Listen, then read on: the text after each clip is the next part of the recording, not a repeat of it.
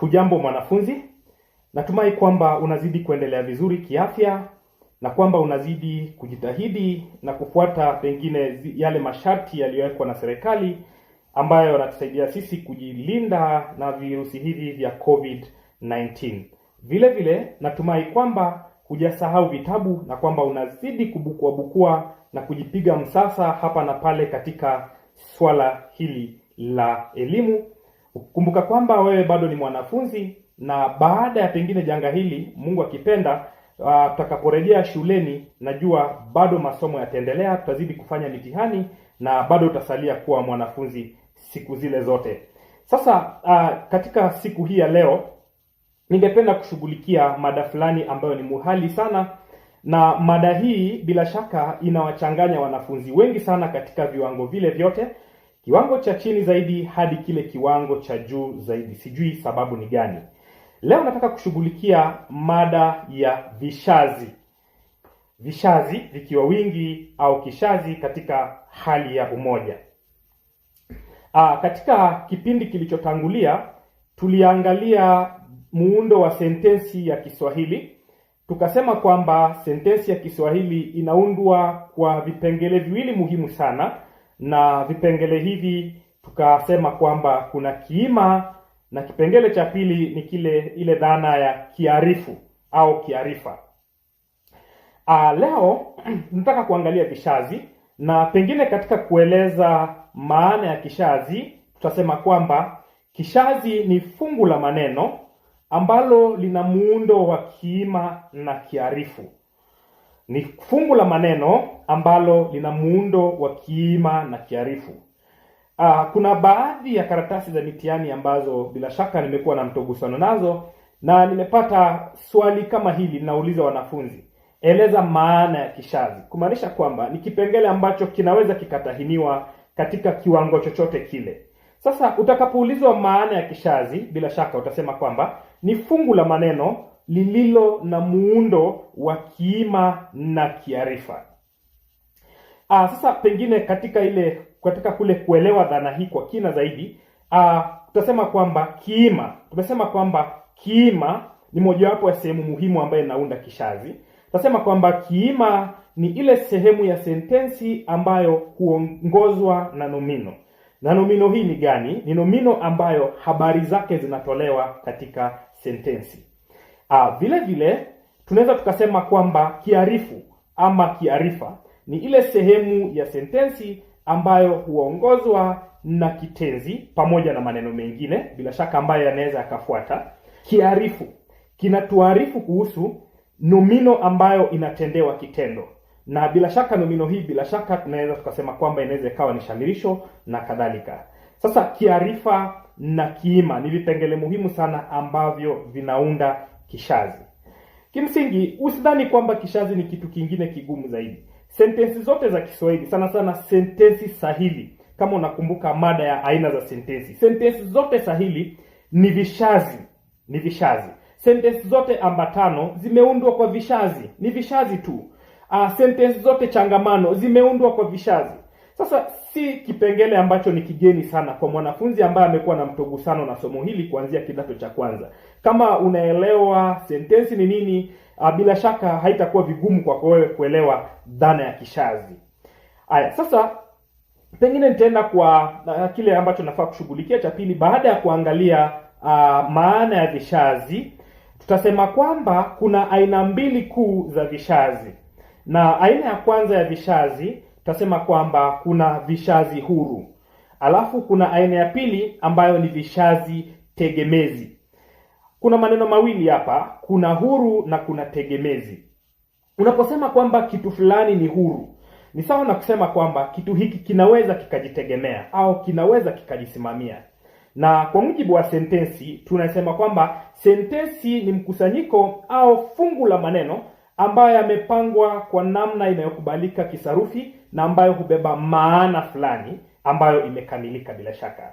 Sasa kwa kifupi, kwa mujibu wa maelezo hayo, tunaweza tukasema kwamba sentensi zote za Kiswahili ni vishazi ambavyo viko huru, ni vishazi ambavyo ni huru kwa sababu vinaweza vikijisimamia kimaana na hata vikidondolewa kutoka katika muktadha wa sentensi kuu, bado vinaweza vikajisimamia kama sentensi ambayo ina maana kamilifu. Hivyo ni vishazi huru. Na unapokuwa na mfano kama huu, ukiwa na sentensi kama vile kwa mfano baba anasoma gazeti, hiyo ni sentensi, na sentensi hiyo bila shaka imeundwa na kishazi huru baba anasoma gazeti, kwamba kuna uhuru fulani katika sentensi hiyo, au hitaji chochote wala lolote kuongeza kwenye sentensi hiyo ili kuikamilisha kimaana. Ukiwa na sentensi kama hii, Mwasi alijenga nyumba kwa siku chache tofauti na ilivyotarajiwa. Unaona kwamba alijenga nyumba kwa siku chache tofauti na ilivyotarajiwa.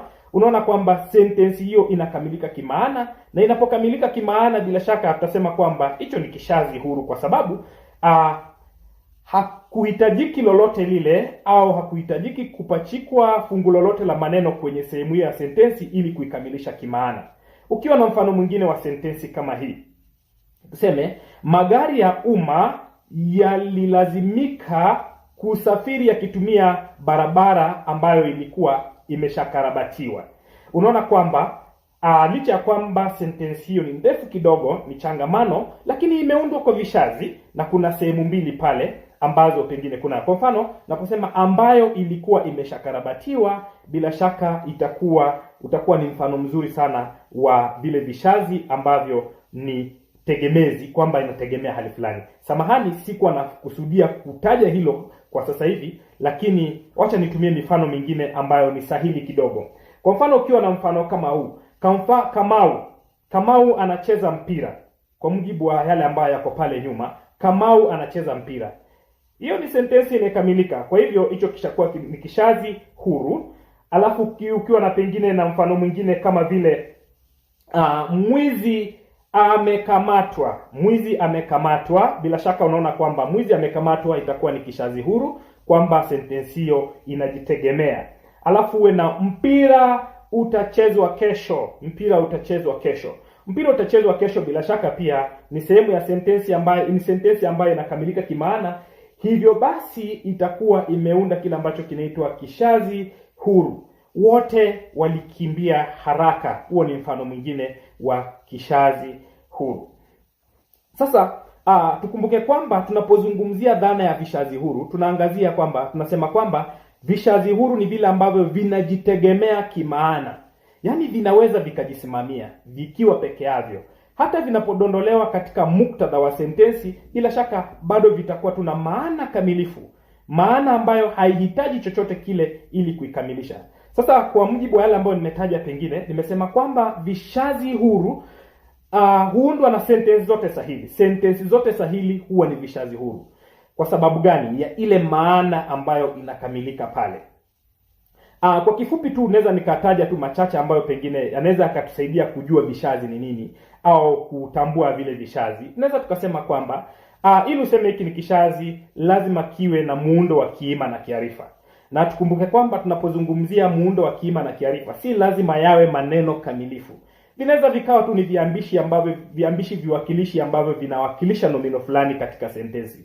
Na pia vinaweza vikawa pengine ni mzizi tu ambao pengine mzizi wa kitenzi ambao pengine umepachikwa vile viambishi vingine. Sasa tujue kwamba usitarajie kwamba ati lazima pawe na kitenzi ambacho kinajitokeza moja kwa moja kama neno, lakini hata ule mzizi wa kitenzi bila shaka utasalia tu kuwa kitenzi. Sasa tunasema kwamba vishazi lazima viwe vimeundwa kwa kiima pamoja na kiarifu. Alafu pili, kishazi lazima kiwe na kiima kimoja na kiarifu kimoja. Lazima kiwe na kiima kimoja na kiarifu kimoja. Sentensi bila shaka inaweza ikawa na viima zaidi ya kimoja, au pengine kiarifu zaidi ya kimoja. Lakini tukumbuke kwamba kwa mujibu wa kishazi lazima kiwe na kiima kimoja na kiarifu kimoja. Kwa kifupi ni kwamba kishazi lazima kiwe na aidha nomino moja au kiwakilishi kimoja pamoja na kitenzi kimoja tu. Na kitenzi ni muhimu sana bila shaka katika sentensi. Sentensi haiwezi kaundwa bila kile kitenzi.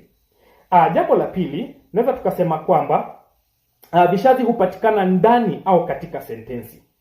Vishazi hupatikana ndani au katika sentensi. Alafu jambo lingine ambalo naweza nikataja ni kwamba vile vishazi ambavyo vinaweza kujisimamia kimaana tunaviita vishazi huru, na ni vile ambavyo hata ukividondoa katika muktadha wa sentensi kuu bado maana kamilifu itakuwa imesalia pale. Alafu vile vishazi ambavyo haviwezi kujisimamia kimaana vikiwa peke yavyo katika sentensi, na vile ambavyo hata ukiviondoa kwa muktadha wa sentensi kuu haviwezi vikajisimamia kama sentensi, hivi utasema kwamba ni vishazi tegemezi, kama tutakavyoangalia katika kile kipindi cha baadaye kidogo. Sasa kwa yale ambayo tumesoma leo, tumejifunza maana ya kishazi. Tumesema kwamba kishazi ni fungu la maneno ambalo lina muundo wa kiima na kiarifu. Tumeeleza dhana ya kiima ni nini na tukaeleza dhana ya kiarifu ni nini. Alafu vile vile tumeangalia aina mbili za vishazi, kwamba kuna vishazi huru na vishazi tegemezi.